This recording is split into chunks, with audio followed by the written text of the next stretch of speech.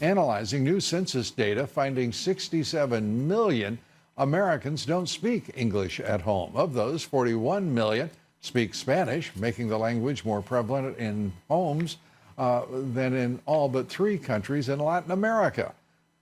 Joining us tonight, Kelly Sadler, former special assistant to the president, now director of communications at America First Policies and America First Action. She is, well, a energetic Trumper, I think. Yes, absolutely. Those are interesting numbers, and the Republican Party, I know, is reaching out as never before to minorities in this country, whether Hispanic, whether African American, whether Asian. How are you doing, and what is the data showing you right now? With the appeal of this president? Well, basically, I mean, the economy is doing well for everyone. I mean, rising tide lifts all boats, and we see the lowest, unemployment numbers with the African American community and the Hispanic community on record.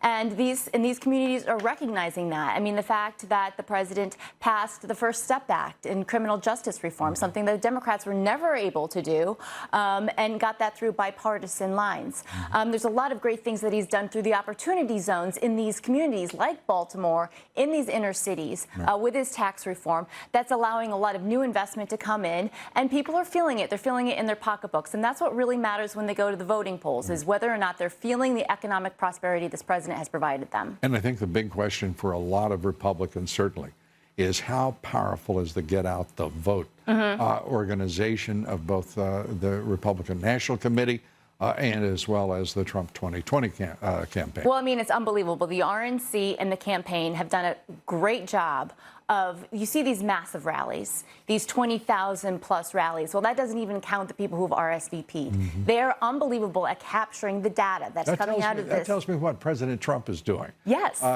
I'm talking about exerting forces, political forces that will ensure that Republicans get to the polls, will ensure that voters actually are registered and legitimate voters, because we know what the Democrats are trying to do. Well, right now, America First Policies is doing voter registration in the key states that we're focused on. And those are the key states that will win this president the election. We're out in the field right now knocking on doors, using the data from the data trust that we have now compiled on what a Trump voter looks like, kind of where they're located, and doing the hard work to make sure that we've got everyone in the base going out to vote, and that we're capturing all of these new voters that come to the rallies that might not be registered to get registered and to go out to vote. How much does it complicate the president's job in winning in 2020 to be at the same time going after California's sanctuary laws with minority voters?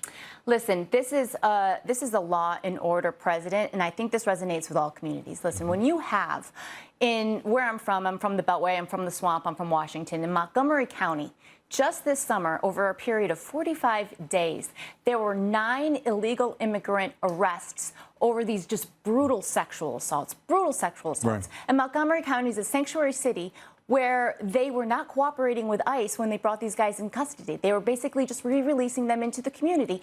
Now, these are policies that basically place illegal criminal aliens above law-abiding U.S. citizens. And they're doing it in every place that there is a sanctuary law, by definition. Yes. And I think the president is doing what obviously previous presidents should have done themselves. It just has to be that we enforce our laws, and to have local law enforcement at odds with federal agencies is abhorrent. It's just ridiculous to see it. And where a lot of these crimes happen are within these communities, within the Hispanic communities, within the African American communities. So I mean, all of these U.S. citizens who live in these communities recognize that these policies are protecting them and their families, and everyone wants safer communities, no matter who you are or where you live. What is the most, in your opinion, positive, uplifting fact or factoid in the campaign right now for Trump supporters? Well, we've been doing focus group testings across America right now. Now, we're not going to release all of the results of what we're garnering. And these are with independent voters. So these are not with the base. You could do that here and we wouldn't tell it. Yes. Okay. All right. All right. These are with independent voters. So these are with swing voters. These are not with the core Trump supporters. And what I found so uplifting about this is that his messages are getting through. People are feeling the economy in their pocketbooks. When they see these 2020 Dems, they are scared. They are scared this country is going to move towards socialism and that their freedoms are going to be reversed, that they're not going to be able to have their Second Amendment or go, it's hunting season or having people come and knock on the doors to try to take away their guns, or they're worried about illegal immigrants coming to this country and having better health care than they have. Right. And they see the president as defending those rights, as defending the core of this country.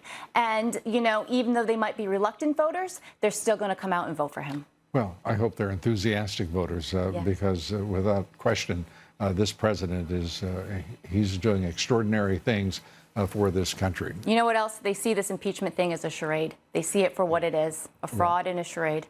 And an effort to overthrow lawful president their vote of the United States. But other than that, Kelly, thanks for being with us. Thank you so much, Lou. Sadler. We appreciate it. Up next, how Republicans are fighting back against